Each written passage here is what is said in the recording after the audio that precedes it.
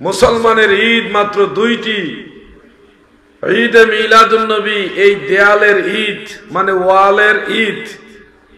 তারা কোথা থেকে আবিষ্কার করলো? এটা বিদআত, এটা সাহাবীরা করে নাই, এটা চার মাযহাবের ইমামরা করে নাই, এটা তরিকতের ইমামরা করে নাই, তারা এটা বানিয়ে নিয়েছে বিদআত। এই ধরনের লেকচার আমরা যখন শুনি তখন আমরা আক্ষেপ করি যে এই মানুষগুলি বুঝে না। আমরা যারা মিলাদুন নবীর দিনকে ঈদ হিসেবে গ্রহণ করেছি, আমরা কোরআন এবং সুন্নাত দ্বারা এটাকে গ্রহণ করেছি, নিজেদের মন গড়া কোনো বিষয় নিয়ে এটাকে গ্রহণ করিনি। আপনারা যদি সব কিছুতেই সাহাবায়ে কেরামের জামানায় ছিল কিনা বা সাহাবারা করছে কিনা ওটা খুঁজেন, তাহলে আপনারা নিজেরাও কিন্তু অনেক বিষয়ে লাজবাব হয়ে যাবেন। যেমন আমি বুঝানোর জন্য দুই একটা উদাহরণ আপনাদের সামনে তুলে ধরি। আপনাদের এলাকায় মসজিদে মেহরাব আছে? মেহরাব চিনেন তো সবাই? ইমাম সাহেব যেখানে নামাজের মুসাল্লায় দাঁড়ান ওই বরাবর সামনে মসজিদের মধ্যখানে এইভাবে একটা ঘর, ছোট্ট একটা ঘর থাকে, এটাকে বলা হয় মেহরাব। এই মেহরাব মসজিদে ফটিকছড়িতে আছে না নাই? জোরে বলেন, আছে না নাই? কোন আলেমকে আজ পর্যন্ত বলতে শুনেছেন যে মেহরাব বিদআত? কিন্তু রসুলের জামানায়, সাহাবীদের জামানায় কোন মেহরাব ছিল না। অথচ মিলাদুন নবীর বেলায় যদিও এই প্রশ্নটা ওনারা কষ্ট করে করেন যে সাহাবারা করছে কিনা, মসজিদের মেহরাবের ব্যাপারে দয়া করে ওনারা এই প্রশ্নটা করেন না যে সাহাবীদের জামানায় মেহরাব ছিল কিনা। কিন্তু মসজিদে, প্রত্যেকটা মসজিদে মেহরাব আছে। আপনাদের এই ফটিকছড়িতে মসজিদের উপরে, সব মসজিদে না হোক, কোন কোন মসজিদে মিনার আসেনি? মিনার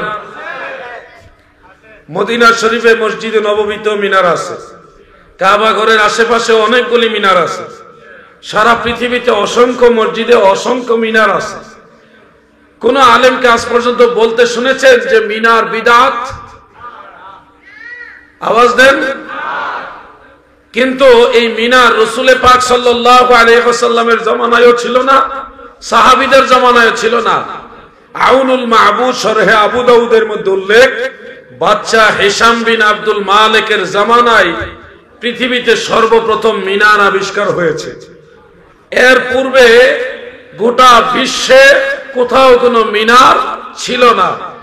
যেই মিনার রাসূল পাকের জামানায়ও ছিল না, সাহাবীদের জামানায়ও ছিল না, সেই মিনার আজও পর্যন্ত কেউ বিদআত বললেন না। কষ্ট করে শুধু মিলাদুন নবী সাহাবারা করেছে কিনা সেটাকে বিদআত বলার চেষ্টা করেন। কত কষ্ট করার চেষ্টা করছেন আপনারা। 3 নম্বর প্রশ্ন, আপনাদের এলাকায় যত কোরআনুল কারীম, কোরআনুল মাজিদ রয়েছে, এই কোরআনুল মাজিদের মধ্যে, কোরআন শরীফের ভিতরে জের, জবর, পেশ, জজম, তাসদীদ আছে না নাই? আপনারা বলুন, আজ পর্যন্ত কোন আলেমকে কোরআনুল কারীম বা কোরআন শরীফের ভিতরে জের, জবর, পেশ, জজম এগুলো বিদআত এইভাবে ফতোয়া দিতে দেখছেন?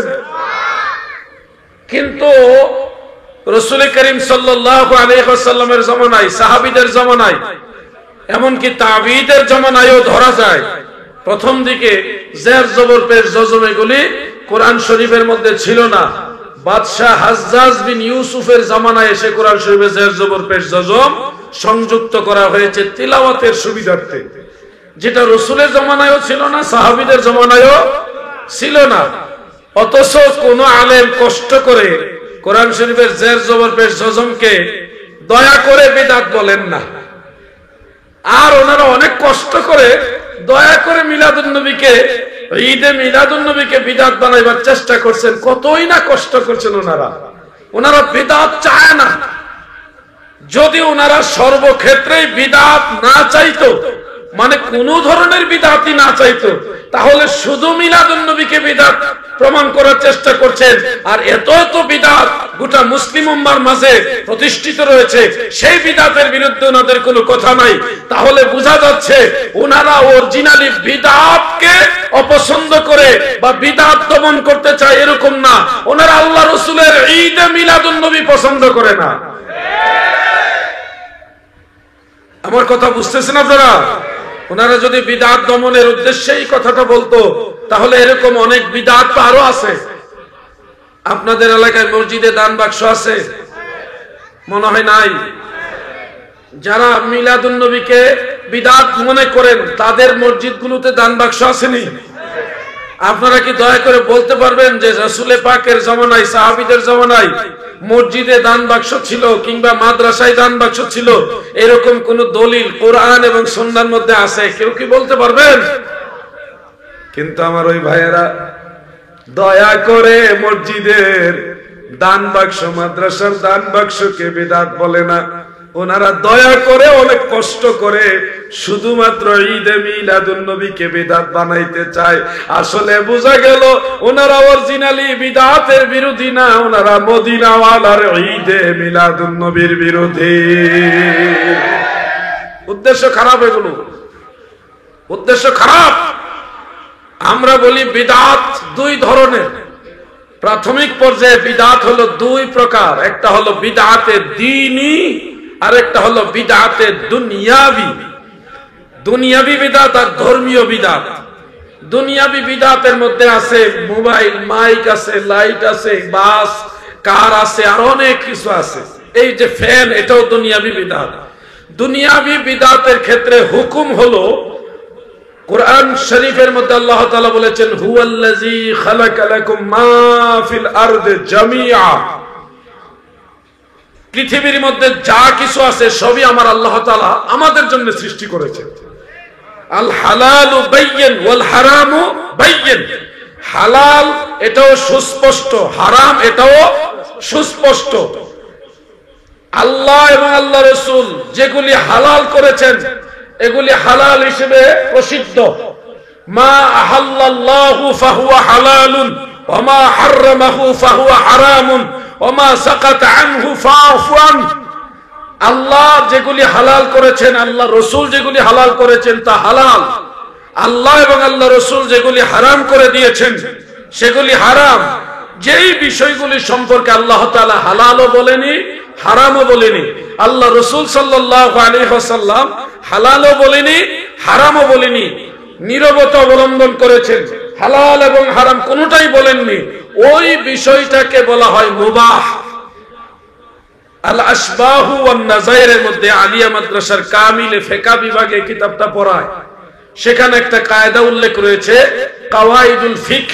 সেই কিতাবের মধ্যে আল্লামা মুফতি আমিমুল ইহসান মুজাদ্দিদি ওয়া বারাকাতি রাহমাতুল্লাহ আলাইহি তিনিও এটা উল্লেখ করেছেন। কাওয়াইদের যে কোনো কিতাব এটা পাবেন। আল আসলুল আশিয়াই আলাল ইবাহাত হাত্তা ইয়াদুল্লু দালিলু আলা তাহরিম। প্রত্যেকটা জিনিসের মূল হলো বৈধ, যতক্ষণ না এটা হারাম বা নিষিদ্ধ হওয়ার দলিল সাব্যস্ত না হয়। এই বিষয়গুলো দ্বারা আমি আপনাদের বুঝাচ্ছি দুনিয়াবি বিদআত, দুনিয়াবি যত নতুন আবিষ্কার, এগুলির ব্যাপারে শরীয়তের হুকুম হলো যদি কোরআন সুন্নাহ দ্বারা সুস্পষ্ট দলিলের মাধ্যমে এটা নিষিদ্ধ প্রমাণিত হয় তাহলে এটা করা যাবে না। কিন্তু যদি কোরআন হাদিসে কোথাও এটা নিষিদ্ধ এরকম সুস্পষ্টভাবে প্রমাণিত নেই, তখন ওই জিনিসটা আমাদের জন্য বৈধ, মানে মুবাহ, জায়েজ আছে, করতে পারবেন।